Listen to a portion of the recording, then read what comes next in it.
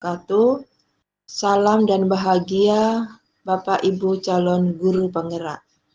Perkenalkan, saya Ibu Sugiarsih, calon guru penggerak angkatan 11 dari SMP Negeri 1 Pemuka Bangsa Raja, Kabupaten Maluku Timur, Sumatera Selatan. Kesimpulan dan refleksi pemikiran Ki Hajar Dewantara, Modul 1.1, Koneksi Antar Materi.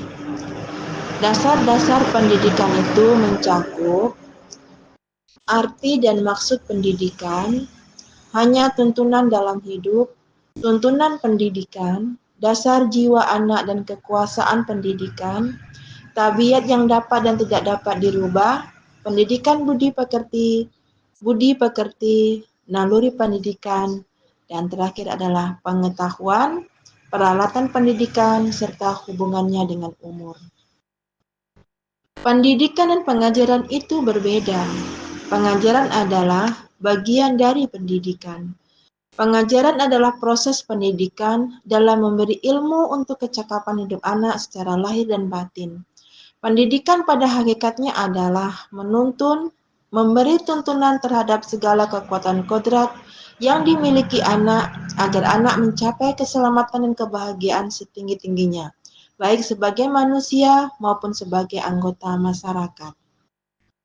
Pendidikan menciptakan ruang bagi murid untuk tumbuh secara utuh agar mampu memuliakan dirinya dan orang lain serta menjadi mandiri. Pendidikan yang menuntun itu adalah pendidikan di mana kita membiarkan anak untuk tumbuh kembangnya sesuai dengan kodrat alam dan kodrat zamannya. Dan kita sebagai guru harus mengenali betul karakteristik anak untuk mampu bisa memberikan pendidikan yang terbaik sesuai dengan kodrat alam dan kodrat zamannya yang diperlukan oleh anak. Sebelum mempelajari modul 1.1, pembelajaran yang saya lakukan adalah hanya transfer materi pelajaran. Saya dulu secara pribadi hanya memberikan materi pelajaran kepada anak-anak saya, kepada peserta didik saya. Sudah saya anggap selesai. Kalau mereka sudah bisa, saya sudah anggap selesai. Peserta didik hanya sebagai objek pembelajaran. Pembelajaran hanya bersifat kognitif. Jika nilai peserta didik sudah di atas KKM, maka pembelajaran dianggap tuntas. Pembelajaran yang hanya berpusat pada guru.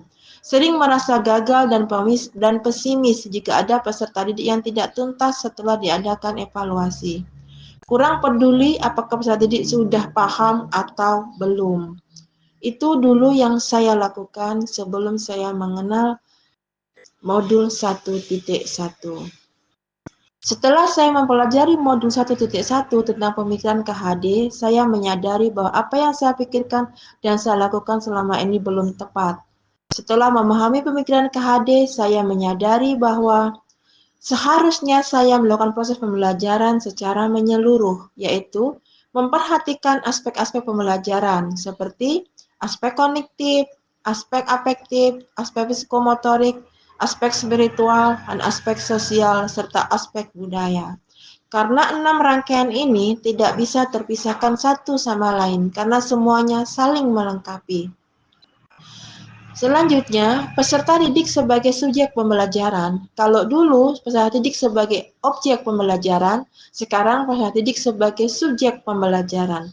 Di mana saya memberikan kebebasan peserta didik untuk berekspresi, mereka untuk mengekspresikan segala ide-idenya yang kreatif. Kebebasan untuk memberikan pendapat, memberikan dan menstimulus keberanian mereka untuk memberikan pendapat, menuangkan pendapat tentang topik yang kami bahas, dan memberikan ruang kepada peserta didik untuk berkreasi, memberikan waktu kepada peserta didik untuk belajar dan bermain sesuai dengan topik pembelajaran sehingga anak merasa bahagia dan sejahtera. Dan anak-anak belajar dengan ikhlas lillahi ta'ala, tidak ada keterpaksaan. Selanjutnya, guru harus ikhlas, penuh kesabaran kasih sayang, dengan segala ketulusan hati dalam mendidik dan membersamai peserta didik dalam berproses untuk mencapai kebahagiaannya dan untuk mencapai cita-citanya yang berguna bagi agama, masyarakat, dirinya sendiri, dan negara. Guru harus mempelajari karakteristik peserta didik sesuai dengan latar belakang dan keunikannya masing-masing. Karena setiap peserta didik mempunyai kodrat alam dan kodrat zamannya berbeda-beda.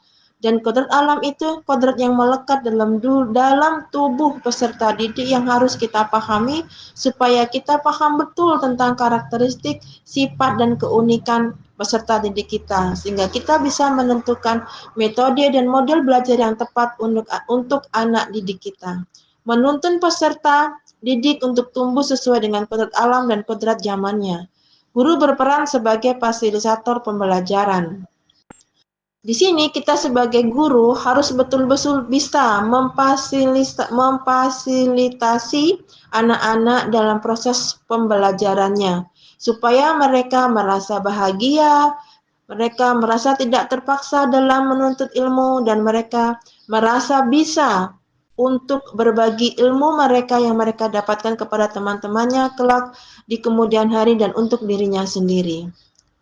Yang dapat saya terapkan dalam pembelajaran di kelas setelah saya mempelajari modul 1.1 antara lain, merancang pembelajaran yang sesuai dengan karakteristik peserta didik, menggembirakan dan pembelajaran berpusat pada peserta didik, menerapkan pembelajaran yang sesuai dengan kodrat zaman peserta didik dengan merangsang peserta didik untuk berpikir kritis, religius, kreatif, komunikatif, dan kolaborasi. Berpegang teguh pada prinsip pembelajaran untuk memerdekakan peserta didik dalam proses pembelajarannya.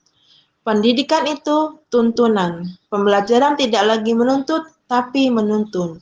Budi pekerti melatih anak untuk memiliki kesadaran diri yang utuh untuk menjadi dirinya, memerdekakan diri, dan kemerdekaan orang lain.